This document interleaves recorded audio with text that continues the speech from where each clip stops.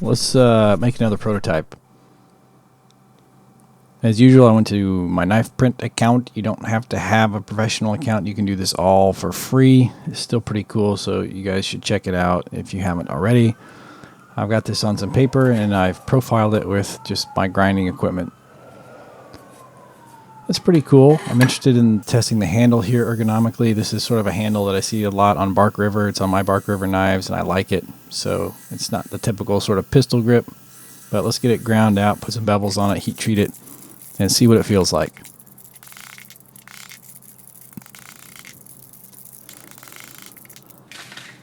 Now I'm going to do my sort of typical heat treat I've been talking about for the ADC RV2 here. I'm going to normalize it at, I think I did this at like 1600, 1550, and like 1490 this time. Just because we didn't forge it doesn't mean we don't have to normalize it. The annealed state grain size is pretty large.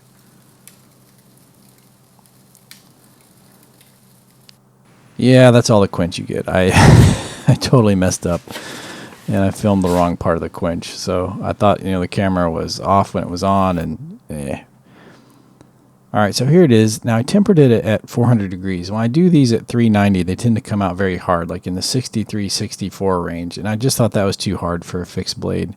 So I put it in back at 400, and it came down to like under 60. It's right under 60. It's like at 58 to 60, best I can tell with my files. And that may be a little softer than I want, but I can't imagine that I'm going to put it in the oven at 395, halfway between 390 and 400, and just dial it right in my oven, but maybe that would do it. What's interesting is that there's a lot of decarb with this steel, so there's a lot of very soft steel. When you go to check hardness after you heat treat these things, you have to grind off a couple thousandths on each side. Otherwise, your files are going to be really soft. So if I go up towards the spine here, you'll see that it really just digs in. Whereas if I do near the edge, it's pretty hard.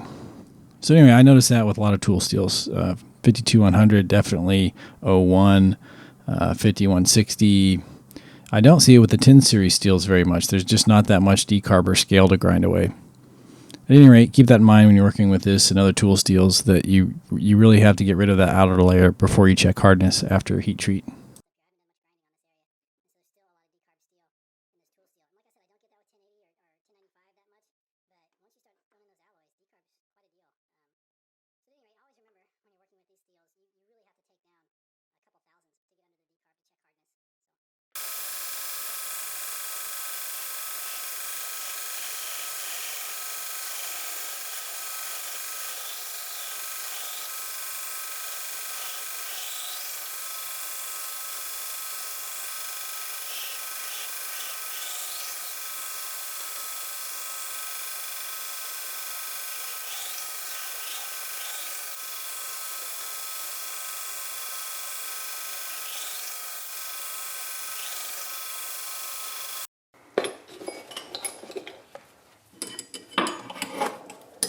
I'm making a slicer here, and so I wanted a very thin blade geometry.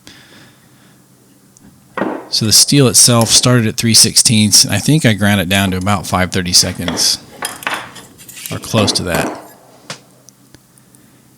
And then it's also ground very thin at the primary bevel. The question is it too thin? It's about 12 to 13 thousandths, depending on what part of the knife you're looking at.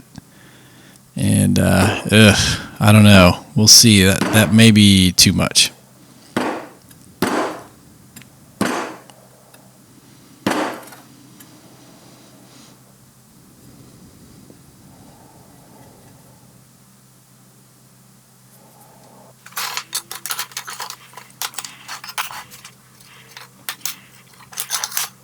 Let's get some handles drawn up and shaped. Then we'll check out some sharpening stuff here, and then we'll get everything put together for some final testing.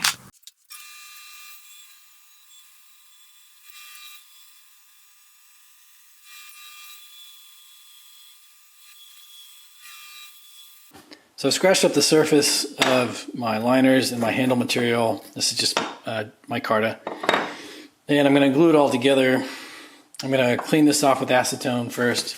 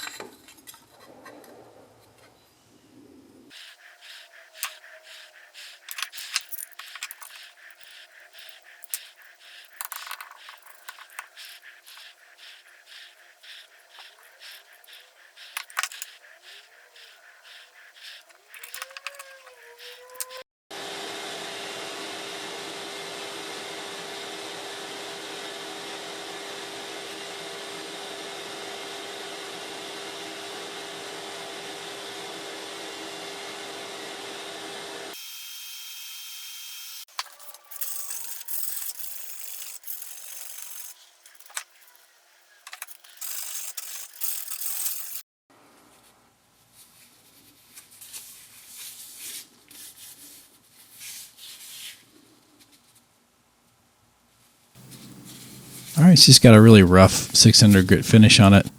Let's get some bevels. I've done some rough beveling on the grinder, but let's finish it up properly on the wicked edge. So I'm going to do a 15-degree bevel, which is pretty thin, but I'm going to try to put a micro bevel on top of that, about a 19-degree micro bevel. I really want a nice little slicer. Now the question is this really just too much? Have I gone too far? Am I really pushing towards a kitchen knife or a chef knife geometry? And sort of I am. It may not be headed where I want it to. We'll just see how it works.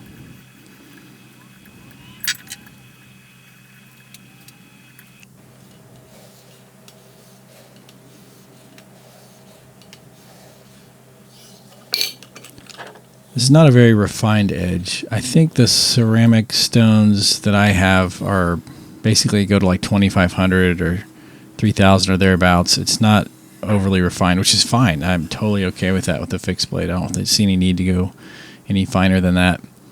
The Murray Carter 3-finger test is telling me it's pretty sharp. It's really digging into my fingernail.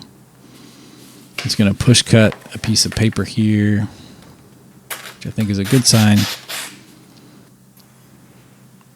Now I love this. I love, when the hairs are like flying off and you can cut them without pinching them between the blade and the skin, and they're just going ding ding ding ding. That's a pretty sharp knife.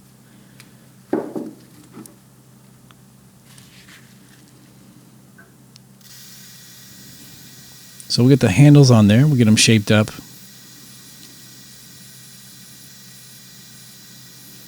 And then I have my sharpness tester. So let's break that out. We'll use that here in a second.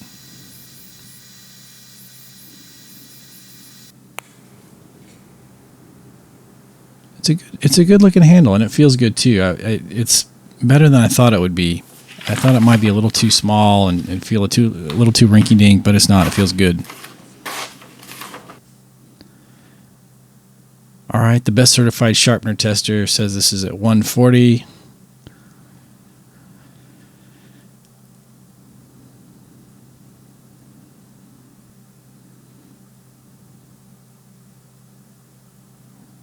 Yeah, that's fine. It's totally okay for a fixed blade. In fact, it's very good. That's sharper than most chef knives, and we good.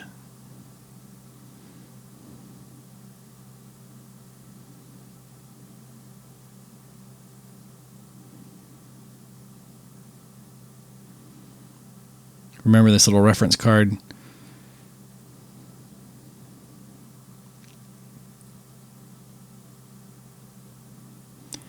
All right, now I could just slice this rope and cut it and do some things like that to check edge retention, but I want to do something a little more dynamic, so I'm going to try to chop it. And it'd be cool if I could chop all the way through this. I just don't have the technique for that with such a small knife. People do it. I'm just not the guy to do it. But like I said, I want sort of that dynamic test here. I don't want to just slice rope, because this knife should have some working capability and be able to resist some dynamic forces and still hold an edge. So let's do some choppy on some rope and see what happens. I'll get the focus set in a little bit, don't worry.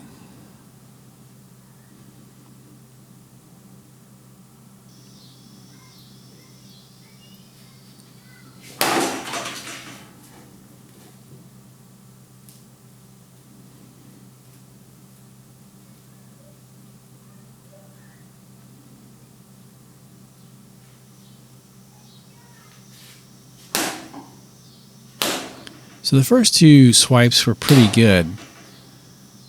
They were doing some damage. But the next four really are not doing much at all. And I can tell it has lost something. It doesn't really shave arm hair anymore. And I should have put it back on the sharpness tester. I forgot to do it at this point. So I can't tell you what it is exactly, but it's dull. Probably over 300. So I've got a new sharpness angle here. I've resharpened the blade. This is now at 20 degrees. It's just a straight 20 degrees. This is before rope testing. We're just going to check it out. As you can see, it's about the same sharpness. Now let's swing at some rope.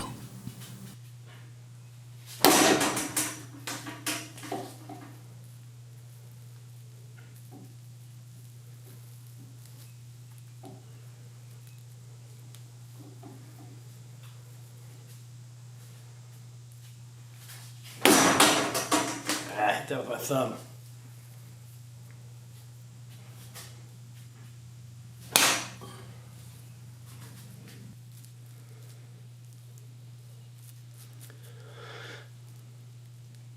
Second swipe held up a lot better. The edge held up a lot better. You know, I think on that first one, the edge is just too thin. And here it's still shaving arm hair, so we're going to take a few more swings and then check it out on the sharpness tester. But I think that first one was just too thin. I mean, it was the edge had that sort of foil look. It bent very quickly on my fingernail. You could deform it very easily. And I think with the dynamic forces there and the coarseness of the rope, the 15 with 19 degree micro bevel, it was just rolling very early. I don't know. Sort of disappointing. Just didn't have the toughness to engage the blade and engage the edge, and I don't know. I was not impressed. This one's holding up a little better. It's cutting a little more consistently, more swings in.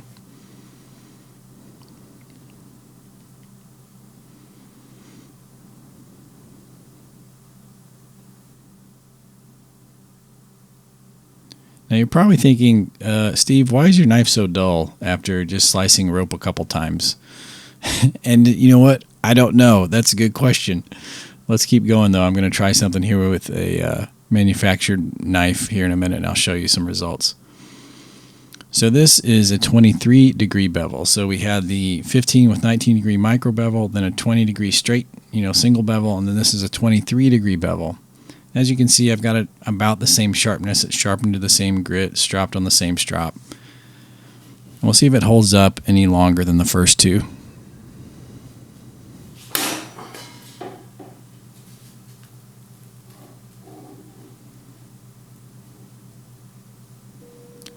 So there's a lot of technique here.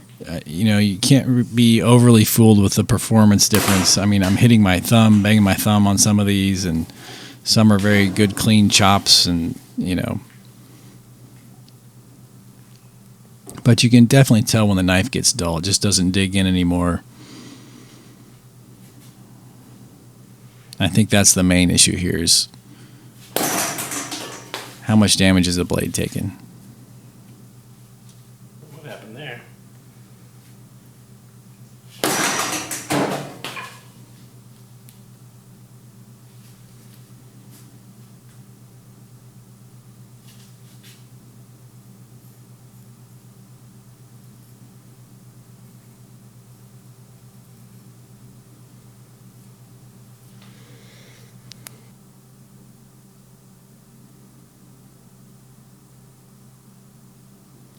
So that didn't perform too much better or worse than the 20 degree. It may have held on a little better. Ugh, maybe not. 395. All right, so let's go to a convex edge at this point. I want to try a 25 degree convex edge. So I've convexed this on my work sharp. I have a nice high grit polishing belt for that. So I can't say that this is polished to the same grit as the first three attempts, because I don't know what that polishing belt is rated for, but it looks like it's slightly sharper, starting slightly sharper. 25 degree convex.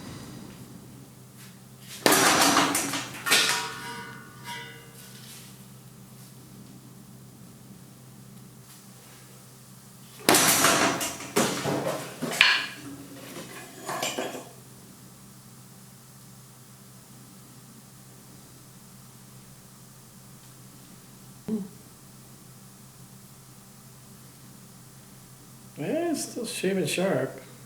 It's just not biting. Still got some heat in it. Let's see how far we go. Yeah, it did a pretty good job. That slice. This may just be technique issues.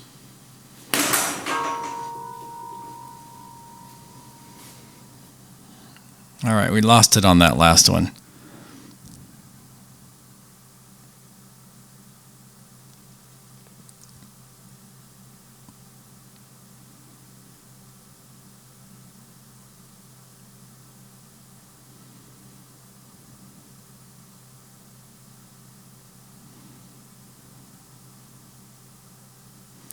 We'll strop it 5 times on each side and just see how quickly we can bring it back to life.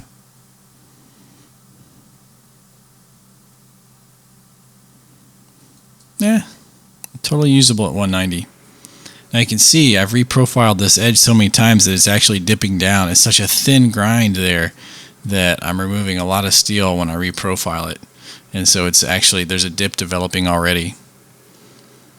That's probably another negative to how thin I ground it. So this is a Bark River.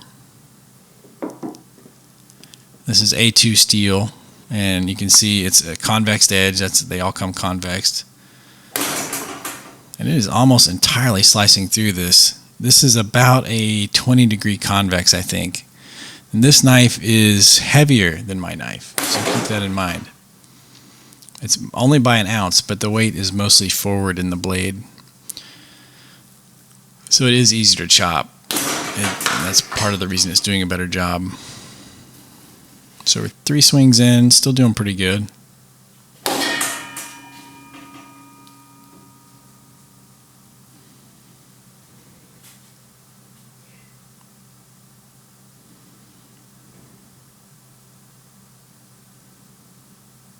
But it doesn't quite feel right.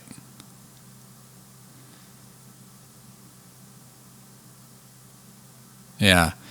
So, I mean, I think that's interesting. It did a much better job chopping, probably because it was heavier and weight forward, but didn't really hold an edge any better than the 80 CRV2 that I'm working with. 20-degree convex. So here I've gone and put a 20-degree convex on this blade, and let's see what happens.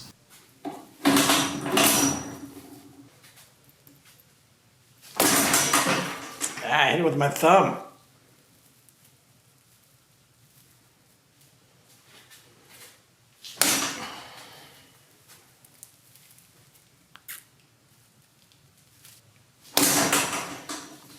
Hit it with my knuckle that time. It's pretty good, 3 swings in.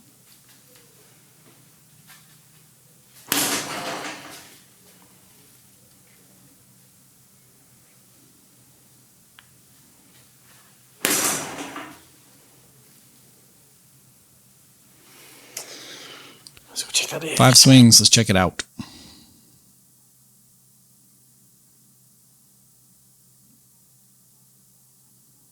Yeah, I mean, it's probably, I think overall that's probably the best performer of the group, the 20-degree convex. But, this is very unscientific. There's no way to make these swings uniform and how they strike the rope and all kinds of things. It's just a rough guesstimate. But I think you can see that there's sort of a trend. The convex edges probably did at least as good, maybe a little better, especially at the thinner grinds than the straight up V grinds or flat grinds. Maybe. I don't know. Bears some more work, but definitely my original intent here to have a very thin edge with a very thin sharpening angle, not going to hold up in a fixed blade, not in this steel. So glad I did this. It's a good looking prototype. Maybe I'll do some more testing with it.